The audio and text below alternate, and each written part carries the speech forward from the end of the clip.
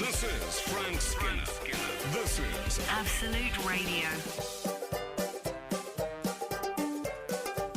This is Frank Skinner on Absolute Radio with Emily Dean and Alan Cochrane. You can text the show on 81215. Follow the show on Twitter and Instagram at Frank on the Radio. Email the show via frank@absoluteradio.co.uk. Beautifully done.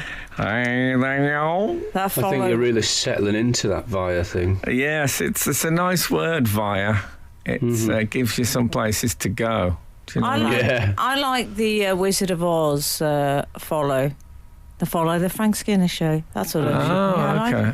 Frank, we've already had someone contacting us about you. Oh, about me? Yeah. that sounds ominous. Go on. I wouldn't say it's ominous, but it's Gracie and Nelson just saying how dapper you looked on the evening of the Absolute gig recently.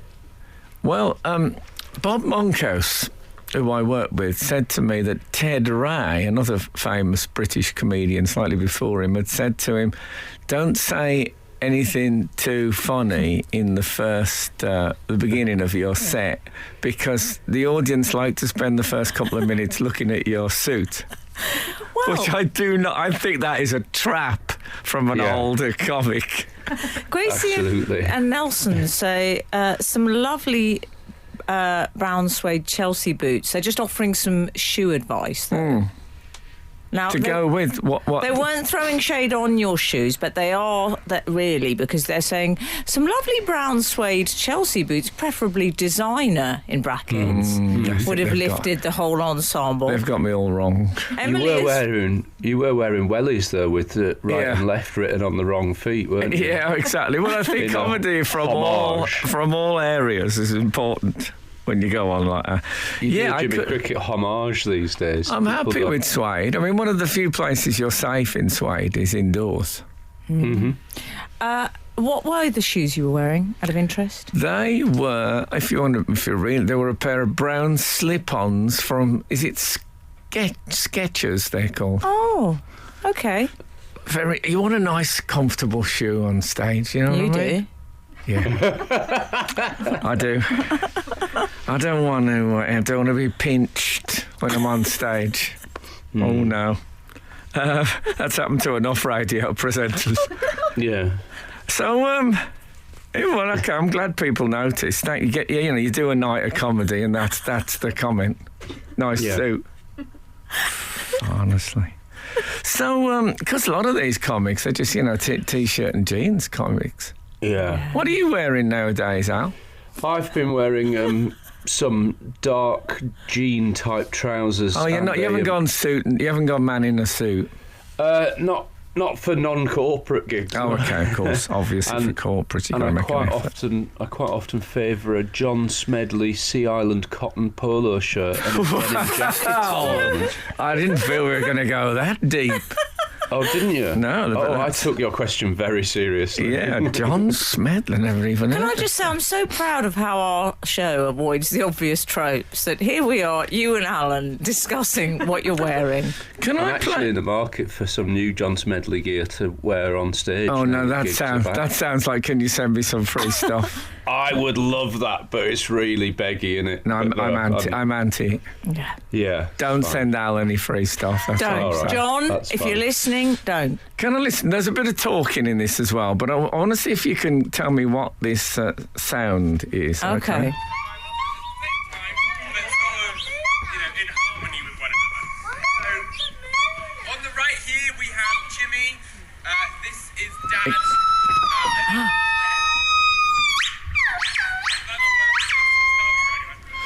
Right, they are, I don't know the technical terms, they're like monkey things. Are they? Yeah, they sound like car alarms, don't they? I thought it was like seagulls or dogs. Or they're really amazing. Know what I was listening to. I should have got the technical name, but that's the noise they make. And the reason I've recorded that is that I slept at London Zoo on Saturday night.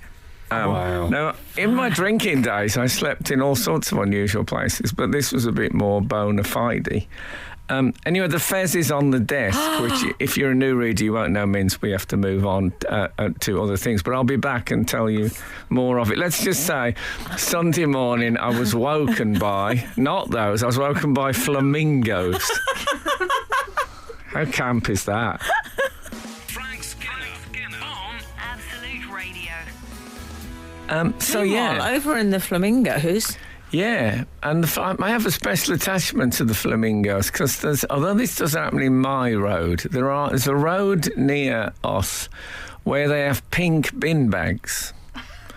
And when they are on the floor, they look like a gathering of... I don't know what the collective noun is for. Actually, somebody sent me... Yes. Can you pass me that letter, Sarah? Thank you very much. About this for a bit of... Martin... I have in my hand a letter. Yeah, Martin Cheek, who wrote to me, and he's brought out a calendar, which is it tells you the collective nouns for various creatures. You know what I mean? You know the famous one for crows, for example. Oh, yeah. Yes. So go on, what's crows? A murder of crows. Exactly. What about otters? Oh, a cacophony of otters. Oh, that's a good attempt, I think. It's one A syllable. caravan. Is it a Oh, I caravan like of caravan. otters? It's actually a romp. No. They're my otters. kind of animal. Yeah. Monkeys, I think we know, don't we? Elephants. I'll do one more because... Okay, come on. Foxes. It's a good one. One syllable. Oh, I don't know. Go on, Al. You give it a go. A screech. Oh, so close. A skulk. Oh, Is it lovely. really? Yes. So, anyway, he sent me that, and he's written verses to illustrate all of those things. But I don't know what it is for flamingos. But anyway, we were staying. You can stay overnight at the zoo, so you lie in bed and you can hear the lions. I would have said roaring, but apparently that sound is a sort of... You hear that, and it's not roaring. Roaring is when they're in distress. Can't really imagine lions in distress. No. But they call it coffin, weirdly. Do they? But you can hear it. It echoes through the night. You know what I mean? Oh, is it quite chilling? It is a bit chilling. Yeah, I wouldn't want one too adjacent. Did I tell you I saw a very early MGM film? I must have told you this before. And it was a silent movie with Lon Chaney, the man of 1,000 faces. And they had the lion, you know, the MGM lion, but they have the circle, you know, where the lion looks through. And it was a silent movie. So the lion just looks at you. There's just a bit with the lion looking through a porthole type thing with MGM on it, and then it goes to something else.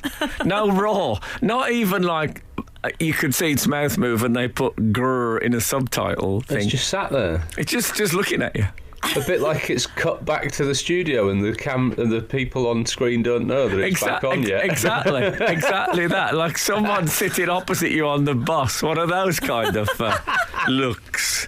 Yes, very strange. Anyway, so we could hear that. We were in... there are the lodges that you sleep in. There weren't just me. There was other Oh, I love people. it. Old Master Skinner down at the people. lodge. We were in Donner Lodge. And they're all named after Santa's reindeer. Kebabs. Oh, right. Yeah, not after various kebabs. The Shish Lodge. I don't know about you, I'd be struggling a bit after that. Any other kebab offers?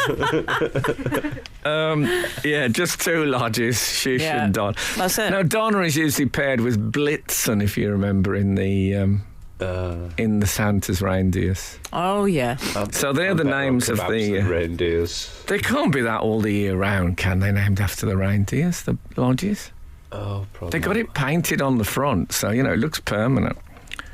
There's a waiting list to have your name on, but sadly, Santa's reindeers are immortal.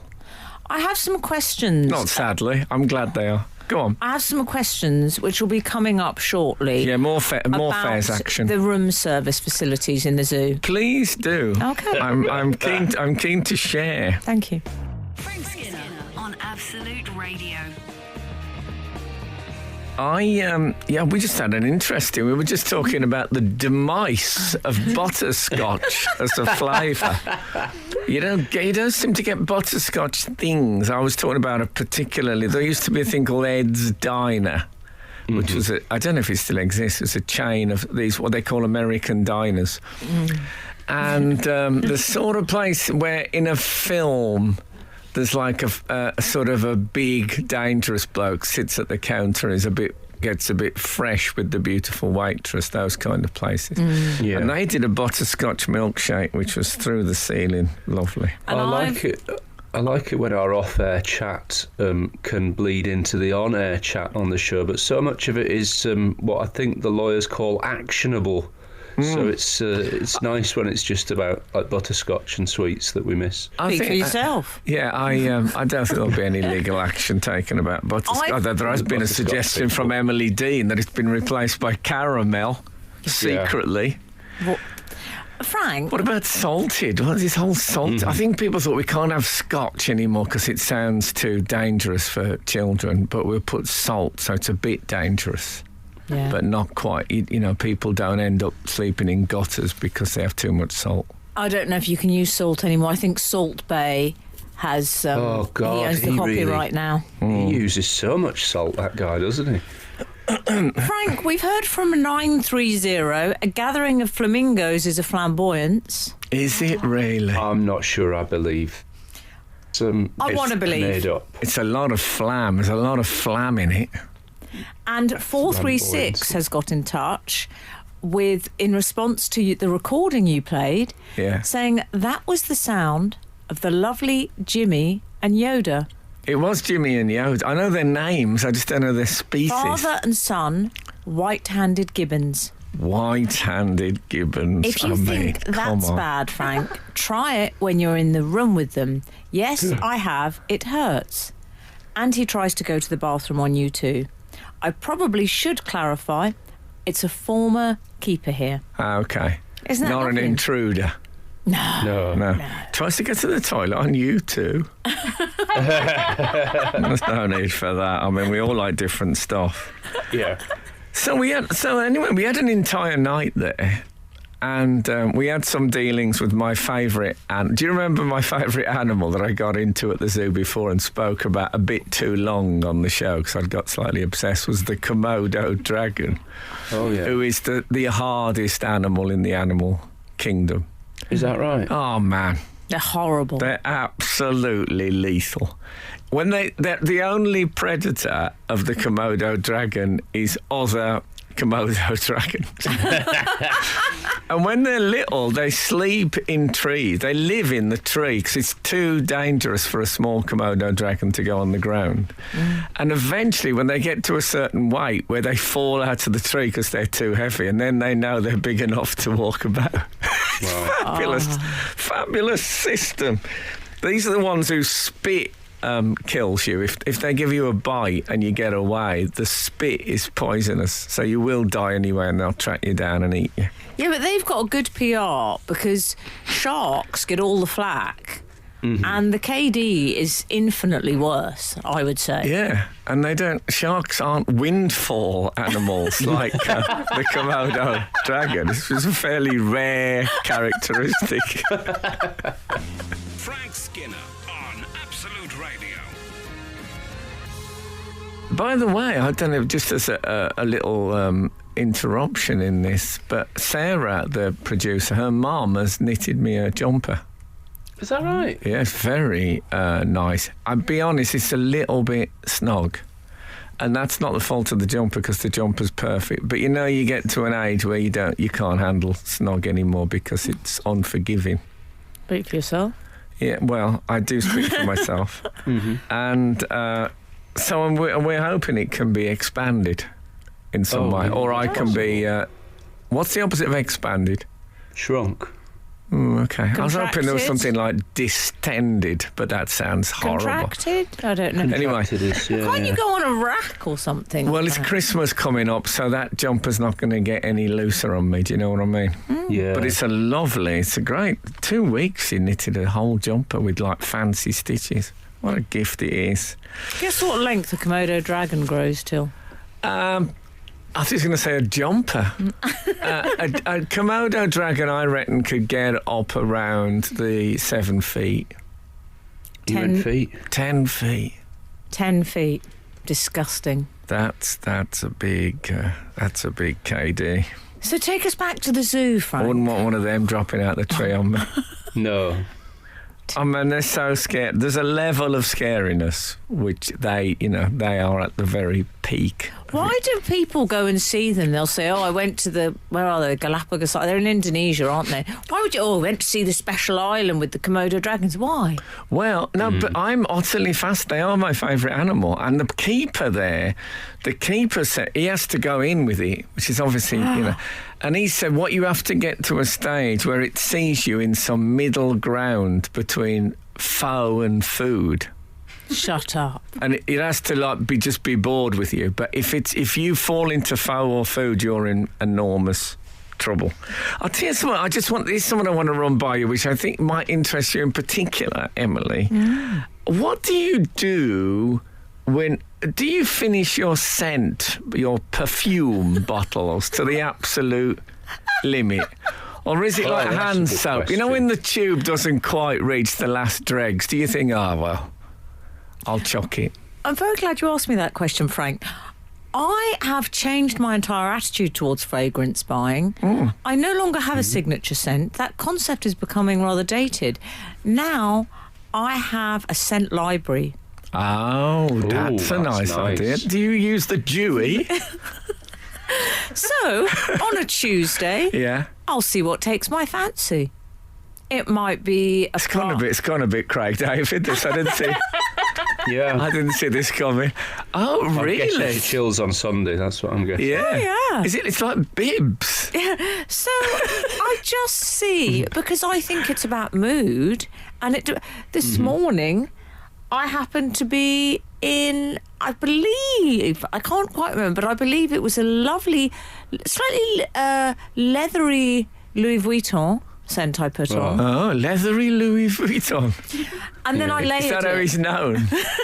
All it's his those online years name. in Saint-Tropez, he gets them all in the end. Here comes Leathery Lou. LLV. Oh, Leathery Lou, lovely. Can you imagine the fashion designers all singing that? Shh, here he comes. And then I layered it with some blossom just to soften it. So the scent library, I do a lot of layering, and Wow. I suggest you treat scent as a library. But I'm guessing you've asked me this question because you've got some scent dilemmas of your own. Well, no. I've asked you for a very... I don't. Bad guess. You're not playing the chat show game. No, it's not the library I favour, but I've got a very interesting fact about scent, which I shall tell you after this. Frank Skinner. Absolute Radio. This is Frank Skinner on... is it? No, it isn't. Sorry, I thought it was. It is. Still is. Yeah, but I just Not thought... the time you tell us. It had that kind of on the hour thing feel to it. Oh, awful. Can we return to the subject of the scent library, please? Ah, yes. Oh, yeah. Frank Skinner. Well, the reason I brought up the scent thing is I just wondered what happened to the scrag ends of scent. The butts, as they call them in the cigarette world. The reason is that in the middle of it was probably about 10 o'clock at night, I suppose, maybe 9:30. We were wandering around the zoo in the dark, looking at things like the spider house. And we were taken into the belly of the beast, where the food's prepared for the animals and stuff like that. But they also make things to sort of stimulate their brains. And now here's an interesting plural dilemma: mongoose. Oh, yeah. Mongooses or mongoose? You see, Mongai. I would be so tempted to say everything in my being wants to say mongoose, but I would fight that and hold my nerve and stick with mongoose. Okay. Anyway, they like scented stuff. So we were given chunks of rope. Right. And then we were given, this box came out which was full of perfume bottles with a little bit in the bottom. Oh. And they said, people donate their scent they're finished with. The to last zoo. drops, as it were. And then we spray them, and you can try different cocktails on one piece of rope and see which ones they go for. And I thought, where is that canvassed, the scent donation? Have you ever heard anyone say, I send my, what I do is I send my old perfume to London Zoo for the mongoose population? How do they get it? It's been kept. You remember there used to be a thing on the telly when I was a kid, is that you save the silver tops from milk bottles, and you could get a guide dog for it. You never, Blue Peter never said, and don't remember, tell your mums, because it would have been just mums then, tell your mums to keep their scents for the mongoose. Yeah. Very strange. So you don't often see the fragrance donation appeals around this time of year. Although I would say it's given me pause. Okay. Very good. Because, all right, Kenneth Williams. Because I do have a number of fragrance bottles with just a small. Just a bit, yeah. Just a little dregs. bit. Just the dregs are in I don't there. like dregs, Al. I don't like dregs. Oh, come on. That was all I used to hang around with in the 80s. I'll tell you what's interesting about your scent library. Oh, thank you. Do tell. Is that there are women of my past who I remember by the scent that they always... Like, there was a woman I knew... Seriously? Who always wore Miss Dior. Uh-huh. And, how old was she? And I haven't heard anyone wear that since 1950. Remember, I go back a long way. I mean, she's one of the few who's still with us. And not that I'm a serial killer, I'm just old. And I sort of liked the idea that was, when there was a knock came on the door, I knew I could feel the Miss Dior coming through the letterbox. I knew it was her. If she had a library, it would be Potluck. Not that I'd have been, as long as it was someone in perfume, would have been all right. But so I think that's changed. I think, as you say, people used to have their... No, the signature scent is no more. Because each day... That's what... there was a mongoose saying that to me just Saturday night. Exactly that. This is Frank Skinner. This is Absolute Radio. This is Frank Skinner on Absolute Radio with Emily Dean and Alan Cochrane. Text the show on 81215. Right, that's A. B, follow the show on Twitter and Instagram at Frank on the Radio. Or C, email the show via frank@absoluteradio.co.uk. Multiple choice here on Absolute Radio. Okay. I liked it when you slightly argued with the Foo Fighters song title there. I enjoyed that. Yeah, Learn to Fly. I mean... What about learning to fly? Something a bit more gentle than a command, I think. Yeah, consider learning to fly. Yeah, exactly. Yeah. Maybe it just didn't scale. Check out Learning to Fly. We've had a missive in from Darren Cook, Okay. who sent us... Cookie! Oh. I bet he's called Cookie by his mates. Or Dazza. Yeah. He's maybe they're going to be clever. Maybe they've just called him the chef or something. Maybe they call him Washington. Chef. Oh yeah. DC. Okay. Anyway, that'd be lovely, actually, Frank. It'd Yes. be a lovely bit of wordplay if they had. Mm-hmm. Darren says, DC says, guess what bargain my mate found in TK Maxx this week? # Lewis Chessman. Oh. A vast Isle of Lewis chess set. Okay. Oh. What kind of price we talking? The DC close £3.5 grand. Close friends, I believe, get to call him DC. Yes. Providing, Frank? Close friends get too cold to see. Providing it's with dignity. Okay, I you know what? I don't think I knew that lyric. It sounds Did like I miss all the by rehearsal for this week's show? yeah, all by Eck. It's whipping to see. I thought it was. I believe that no one knew what it was, and someone actually called Hanna-Barbera or Hanna-Barbera Just going through my notes, I cannot find this bit in the script, guys. and asked them what are those lyrics, and they confirmed it was Providing It's With Dignity. Okay. Anyway, the Lewis Chessmen, DC, if you could let us know the cost. Yeah, I mean it might I'll be ask the you, same. how much? The radio team bought me the Lewis Chessmen chess set for my birthday on 1 year, which is which was a full-sized chess set. And Have you played it?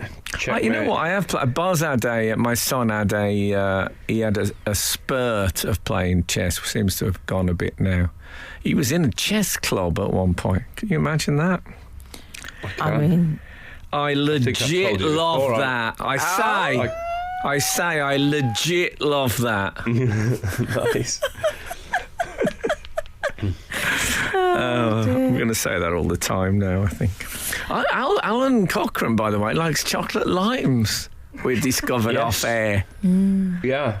I Don't eat find that them often, but I'll nice. tell you what I find. I find them a bit bit crystalline, splintery. I find they splinter at the bite. very tart. Do you find them tart? Yeah, but we all know there's a bit of chocolate if we just keep going. Sometimes we get a text message in that's almost like a short story in its completeness. Get this, 542 has texted. When I was a child, I was sat on a bench at London Zoo and Kenneth Williams sat next to me. Carl in Brighouse. There's a lot in I'm that. glad it ends there. Hey, I like when I was that a owl. child, he was charming. I sense that Al was a bit touchy about the chocolate limes. Changed the subject quite a handbrake turn on the subject. No, Thought, not hold at on, all. I don't like this. I don't like this. The chocolate, that was off air. Some things are private. I've got a strong sense of that. What have I got here? The Kenneth Williams, that might get me out of this I tell you privacy what, hole. I don't want to be washing my chocolate limes in public. I'm sorry, Al, I brought up the chocolate limes thing. I had no idea. Frank Skinner on Absolute Radio. Luke Balme has got Who? Luke Balme. Okay. Luco! Yeah, it didn't quite work with Luke, does it? No, all Not as Balme. much. Yeah. He sounds like he might be. He sounds like he might be a nose in grass. A Yes. nose in grass. What does that That's someone mean? who creates a scent in the Oh. perfume region, Okay. France. Luke Balme says, "Well, don't you think it might sound like a fragrance house?" Balme. Yeah. Luke Balme.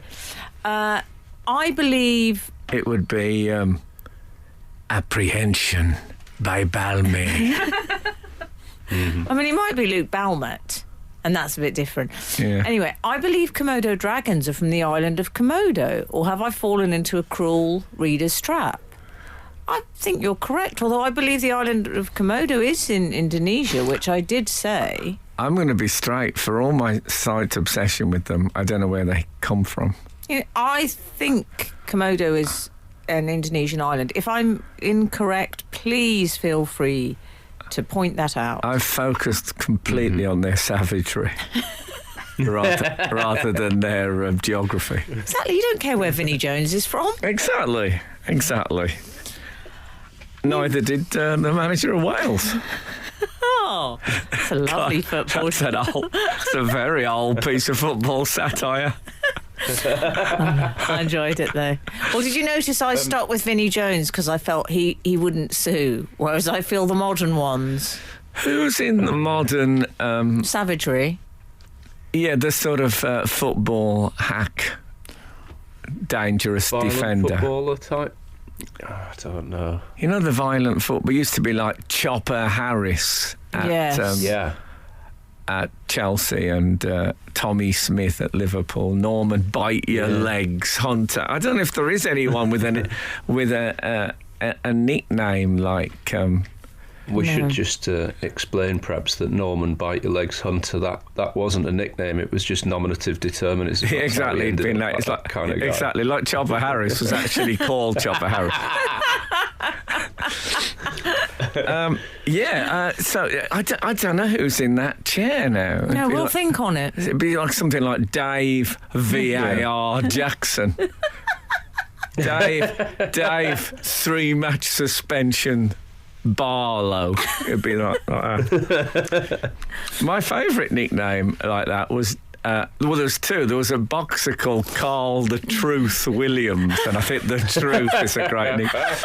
But Dave Harry Bassett, the Wimbledon manager, it worked so badly. Dave Harry Bassett. It just felt like someone listing their dogs or something. But that's what he was called. That is what he was called. Oh, I love the truth. I love the truth. Old Mrs. Williams used to say that, I suppose. Oh, you know what? I love the truth. Yeah. No, I'm not going to mention the football I was going to mention. Okay, I'll have to be enough. so careful these days. That's very true. Well done. Frank Skinner on Absolute Radio. We've had a message in about the MGM lion that we were discussing earlier. You mooted that you had seen a silent film where the MGM lion didn't even move as if it was roaring. No, it just looked. It just stared. And here's the email. Just listening to the show and your comments on the silent staring MGM lion. Did you know the amount of roars from the lion was a signal about how good the film was? 3 roars meant it was excellent, 2 meant good, and 1 meant it was bad. The silent stare from the lion must mean that the film you were watching was a bit of a shocker. And then there's some praise, which I won't read out. Oh, yeah. What, 3 roars? H75.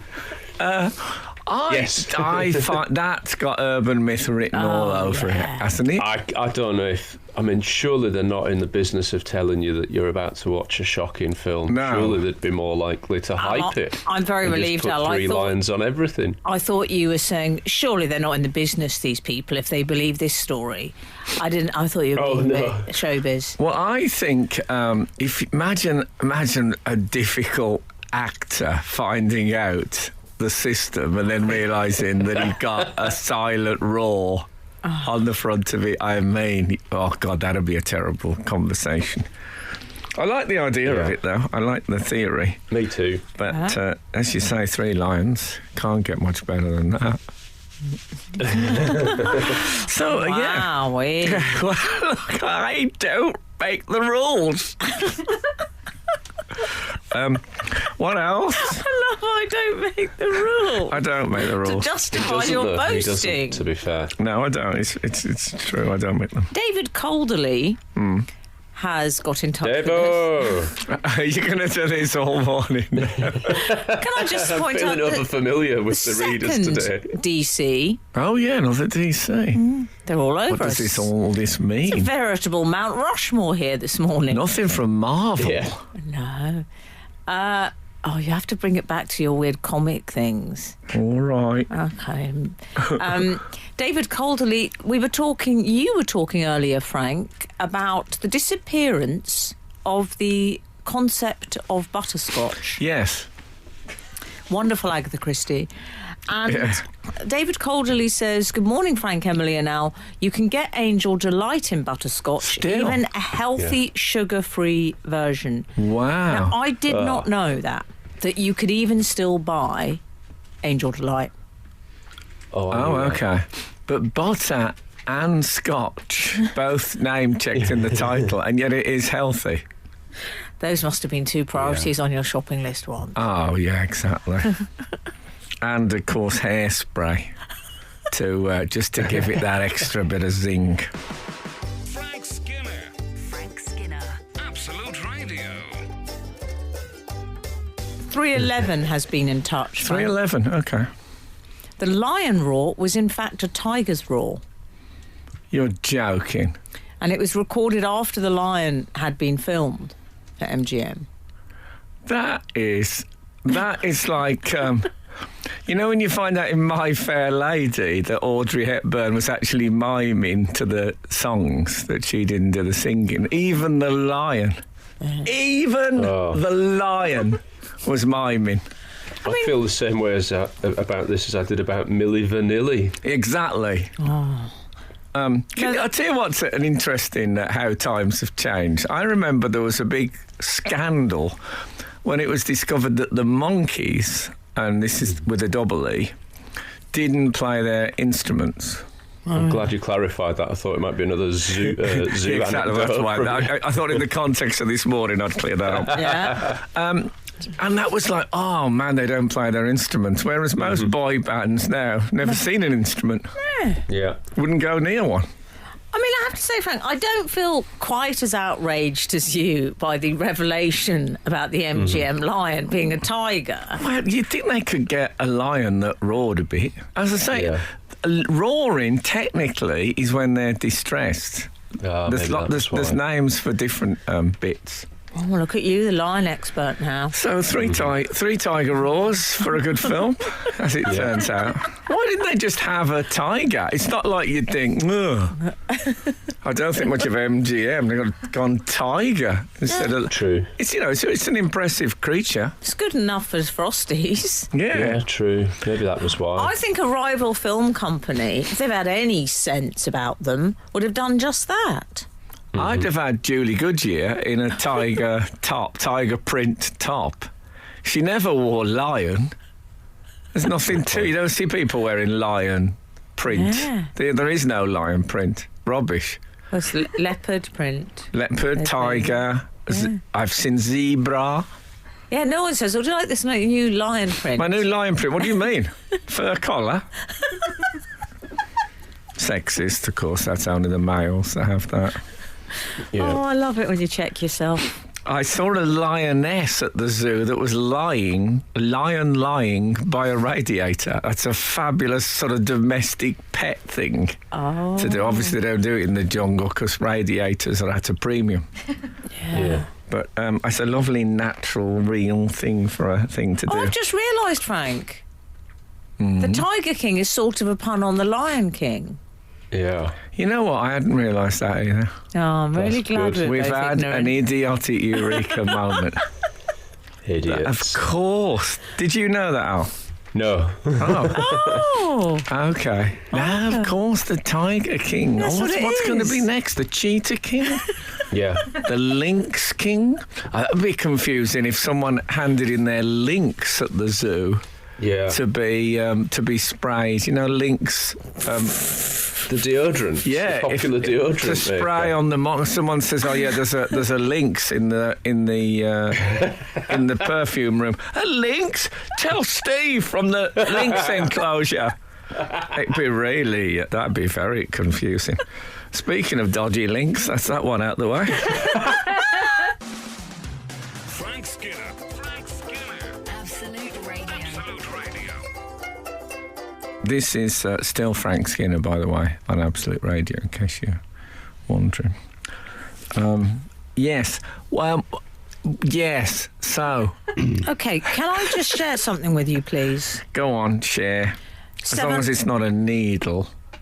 That's bad. No, I wouldn't do that. No. 715. Morning, gang.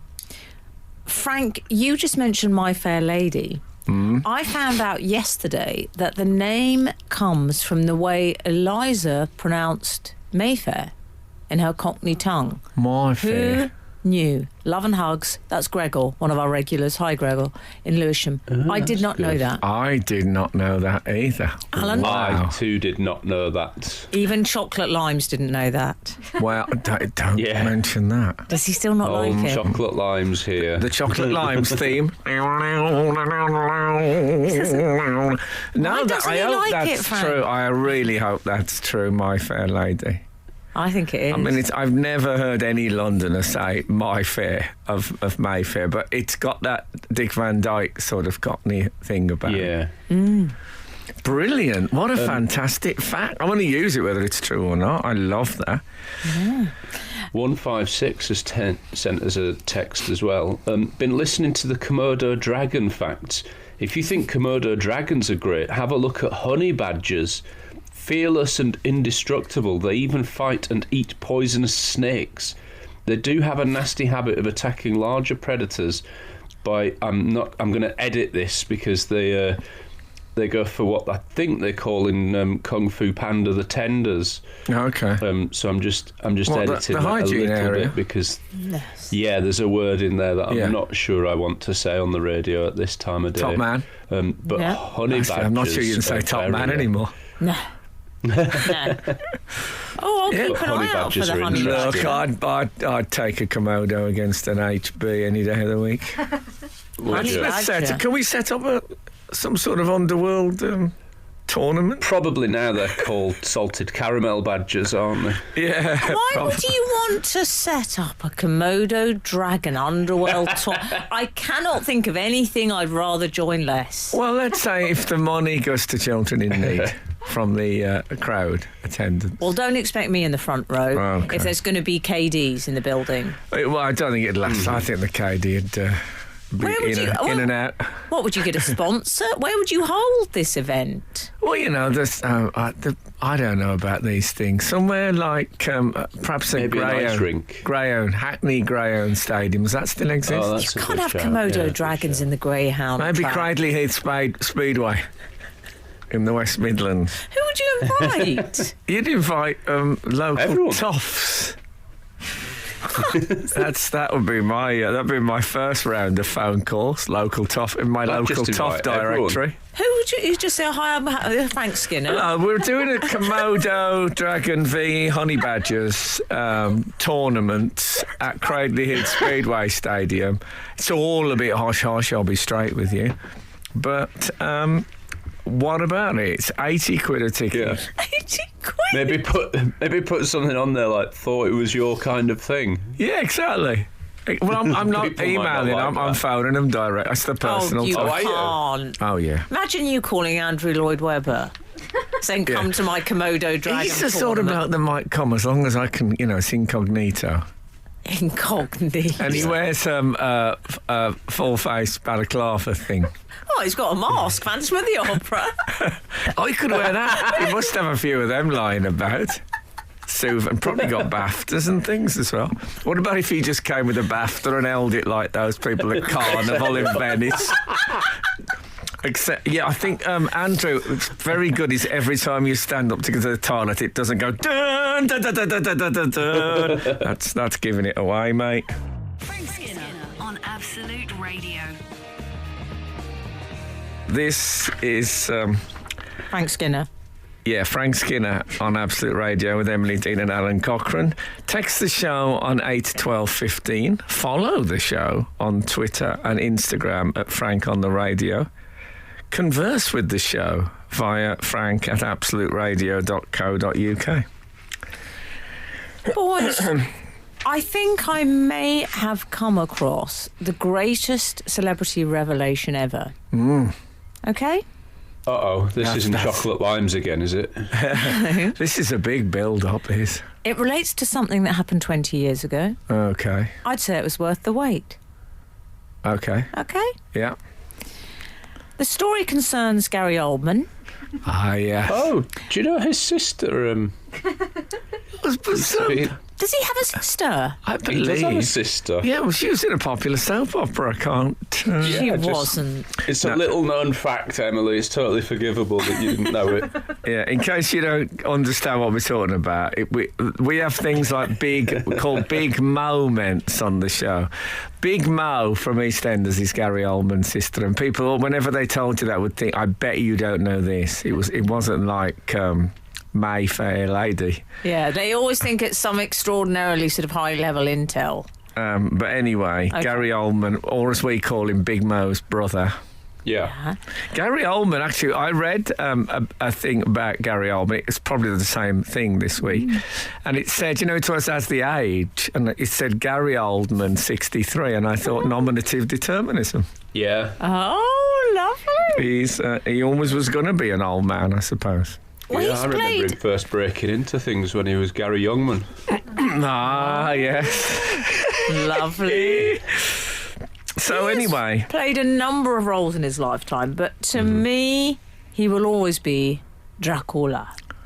okay. To me, I'd say Commissioner Gordon Oh, yeah. in Batman. But he's Of course good. He's it very is. good, Gary Oldman. He is good. Oh, late review. Yeah, he did one film which I imagine he very much regrets. What's that? He played. I think I know what you're going to Yeah. say. Yes, we know what it is. He played. I don't know what the Yes. technical term is now, but he It's the played unfortunate, someone what he shouldn't have played. Yes, I believe it was in a Tarantino film.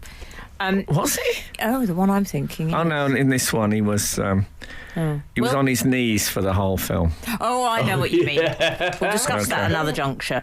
Yes, that in we're not on air. We won't. Okay, leave that to your Komodo Dragons event. Okay. When- Yeah, that'd probably be a suitable warm up for the sort of crowd I'm going to get in. Anyway, Gary Oldman. When he played Dracula, he wore those... Dracula. You know what? Can I make a confession? I'm not sure I've ever do seen it every week. I don't think I've ever seen that film all the way. I've seen bits from it, but I don't think I've ever sat and watched Gary Oldman's Dracula. I went to see it with my father. He said very loudly as the credits went up, I find vampires so tiresome. Oh, right. And that was that. I mean, he So- must have guessed from the title that there would be some vampire themes. He was going with us because he wanted to, he thought that would make us happy. It didn't. That's but anyway, nice. But if you're going to go, you got to commit for that. You can't at the end say that was I wrong. think there'd been a spate of vampire films. Oh, it would have been a spate. There was an interview with a vampire. It was vampires here, there, and everywhere. Yes. Anyway, in Dracula, he wore the weird lilac sunglasses, the long nails. Is it worth seeing? Should I watch it? Oh, yes. Okay. A GO film is always worth seeing. And it's very up your Strasser, Frank. You love Vlad and things, don't you? But I scare easy. Well, you do. Yeah. Carrie Elwes, who played a lord in one of the movies, he has made a revelation about Gary Oldman this week. Okay. Well, we'll come back to that. It's a Gary Oldman cliff. I want to say Holdman. I always want to say Holdman with him. I'm getting him mixed up with Amanda Holden. The two of them are virtually interchangeable. Was it her or Gary Oldman who starred in the West End production of Thoroughly Modern Millie? Cannot remember. Frank Skinner on Absolute Radio. Yes. Can we return to the subject of Gary Oldman? Oh yes, as you were on the verge of a revelation. about Dracula. Carrie Elwes, who played, I think, the fiancée of one of Dracula's unfortunate victims, Lucy. Right. Carrie Elwes, one of my all-time... Did he have any fortunate victims? People who are just drifting through life looking for I a can change. think of worse ways to go, if I'm honest. Oh, okay. But anyway, we'll get on to that. I mean, you know, lovely castle. It's a lovely mini break for 2 nights. It doesn't end well, but come on. It's not easy to get out, if I remember the novel, though. I thought you were going to say it's not easy to clean. I was thinking that is the thing about castles. No, They are the upkeep on them. Whoa. I remember there used to be a theory about the Queen Mother's longevity. Oh, yeah. Was that, well, you see, she grew up in a lot of very drafty castles and that Yeah. toughened her up. Yeah, I mean, I grew up in some quite drafty council houses. I didn't feel any sense of it doing me good. Yeah. No. Anyway, she wasn't in the film, was she? The Queen Elizabeth, No, the Queen but Carrie Mother? Elwes was. Okay. And you may recall remember him from The Princess Bride. He has revealed this week that Gary Oldman, when they were filming the movie, slept in a coffin. Now, this is what they call method acting, of course. Yeah. And actors believe that if you really, really live the part, it improves your performance. Yeah. Every night, Frank. Gary slept in a coffin every night. That is, I wonder, imagine him when he brought that up. I'm going to need a coffin in my Winnebago. Okay. Why is that? Well, I'm going to sleep in. Oh, all right. And the undertaker's turning up and saying, do you want it on a stand, you know? And he'd say, no, it might topple when I roll over. Yeah, we don't really design them for rolling over, mate. Yeah, it's going to be awkward conversation. Incredible. That level, though, of dedication. I mean, I would be so freaked by that.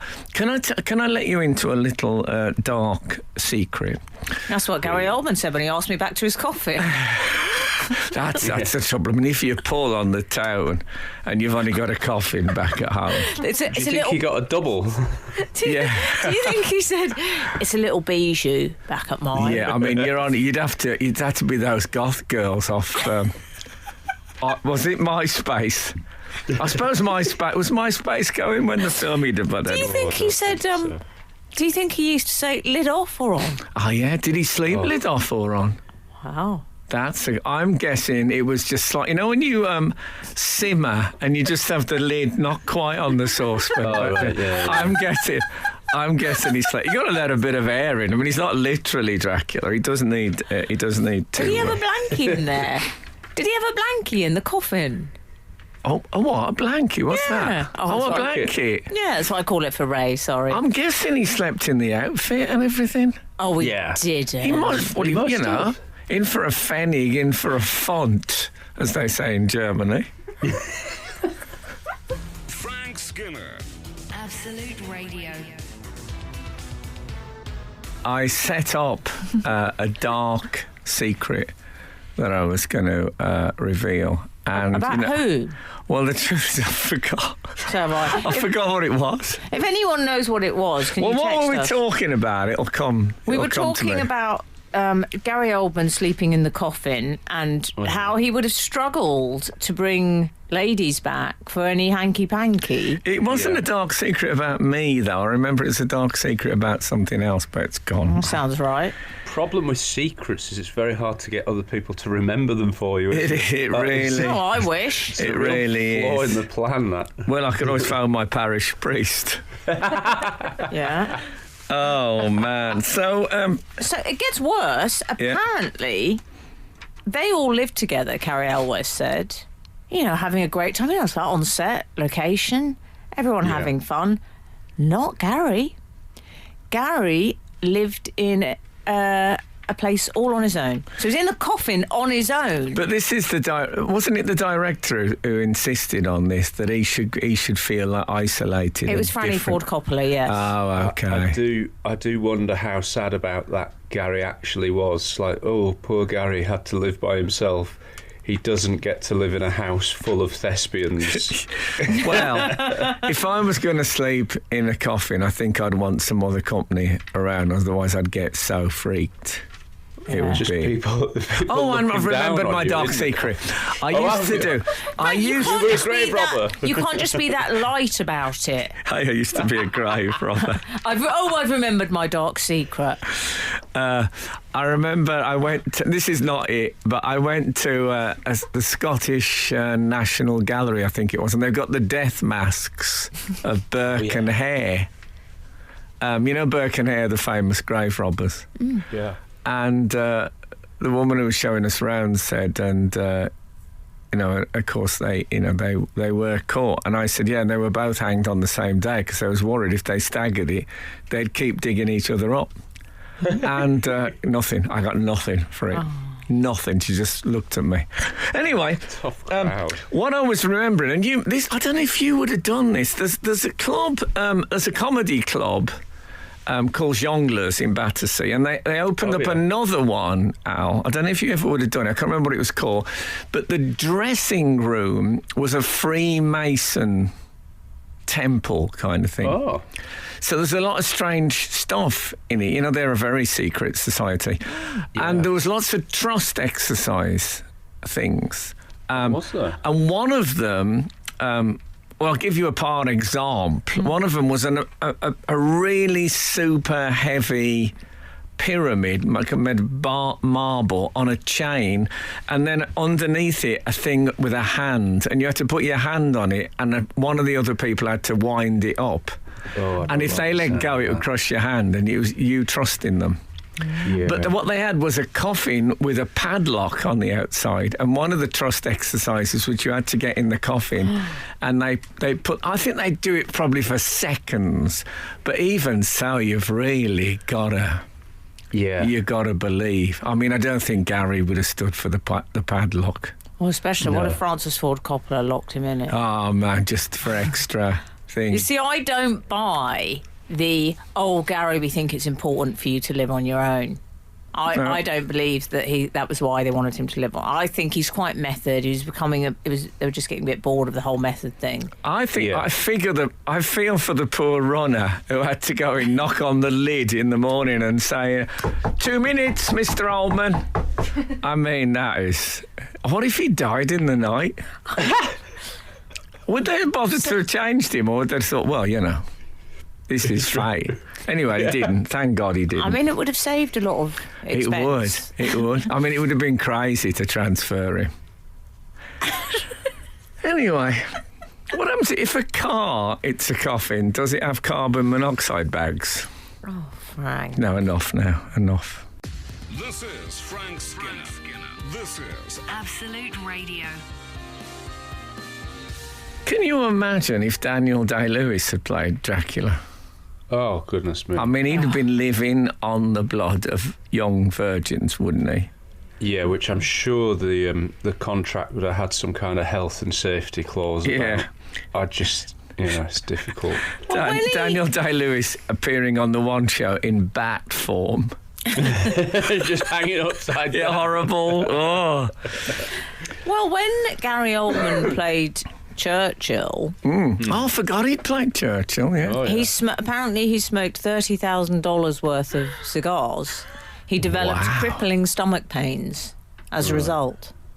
God, they do some strange things, these. But here's my problem with these, is it's always... I like with these, that's so fabulously Mancunian. I love it with these. The method actors.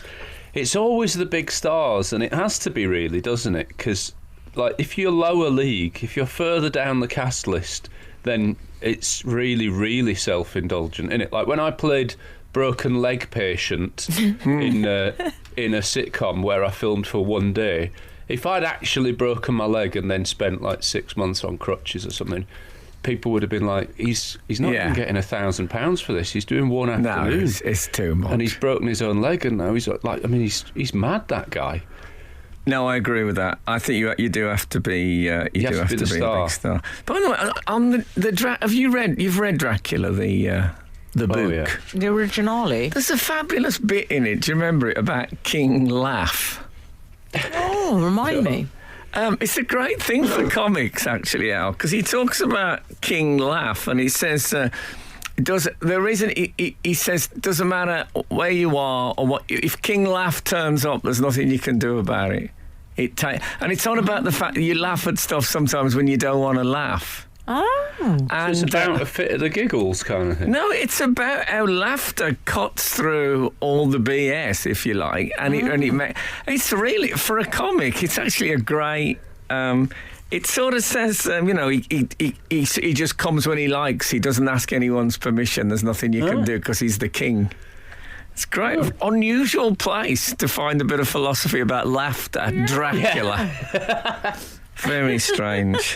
By the way, I've had a text from my sister-in-law, which has happened before I actually name-checked her, and it just said, Tori Amos playing on Absolute, ! As if I didn't know. Yeah. I know, but that's so lovely. Yes, excited about that. Good old Tori. Did we have any more outside you? I haven't played the Outside Worldy. Yeah, we've got some hold things. it. Outside world, whoa, the outside world. Oh. We've had a number of people getting in touch, including Captain Cumberpatch's Curious Creations. Oh, yeah. To tell us that Gary Oldman is younger than Gary Newman. We've had Joe, the steampunk medal maker in West Yorkshire, pointing that out to you, who met you at the pilot of Blue Heaven, by the way, Frank. Oh, goodness. Yeah. Okay. It's a very good spot, that. And it's chronology gone crazy. Frank Skinner. Frank Skinner. Absolute Radio. Absolute Radio. Frank, can I just share some tweets we've had with you? I think the grammar was appalling there, but never mind. Can I just share with you some tweets we've had? Yeah. We've had Alex O'Connell. Yeah. Alex! Well, no, I don't think it's that kind of party, because Alex O'Connell is the... She's the arts editor of the Times. Yes, I've heard of... So it's not really that kind of party, Al. Okay? Well, Nobody calls. But I once had a really big night on the lagers with the arts editor from the Times, That Alex. does not surprise me. Okay. It does a bit. The arts editor at the Times, or as Al prefers to refer to her, Alex, Yeah. has shared a link to an interview with our esteemed leader, Frank Skinner, saying this is such a touching interview with Frank Skinner, who talks about how being a dad has changed him and a bit about his love of the romantic poets too. Great hashtag here, hashtag Wordsworth. Wow. Congratulations. Thanks, Cliff. And jubilations. Respectamondo. Yes, I'm going to shamelessly plug this. Me and Denise Miner, we did a documentary, a 3-part documentary about Boswell and Johnson's trip to Scotland for Sky Arts, and now we've done one about Wordsworth and Coleridge, the poets, and it starts on Tuesday the 7th, this Tuesday on Sky Arts, 8 o'clock. I unashamedly plug it because the more poetry in people's lives, the better. That's the way I see it. Yeah. No jokes. Lovely. Love it. There's jokes in it, by the way. Oh, okay. Of course. King Laugh cannot be kept out. King Laugh is what I'm going to call Al from now on. Thanks. I'll take that. We've actually had a text in from a subject about a subject that we picked up earlier, which was what's it called? The collective nouns. Oh, Remember yes. we were talking about collective Yes. nouns. Oh, yeah. Someone has said, 905 has texted, Frank Skinner, a group of sea cucumbers is called a pickle. That's my favourite one. Do we think that's true? I hope so. There's something on that calendar I spoke about. It was a pickle of something. I didn't think... Sea cucumbers, are they like... is it like with friends like sea cucumbers who needs an enemies? Yeah. Is it a creature or is it a growing thing? I thought it was a vegetable-y type thing, like a... I don't know. I mean, it's got cucumber in it and sea. Yeah, they sound salty, don't they? Yeah, they sound like it's going to be a big green thing underwater. Yeah. But that covers quite a lot of stuff. Yeah, I including find. Nessie. Yeah, quite a large part of all land mass. Yeah.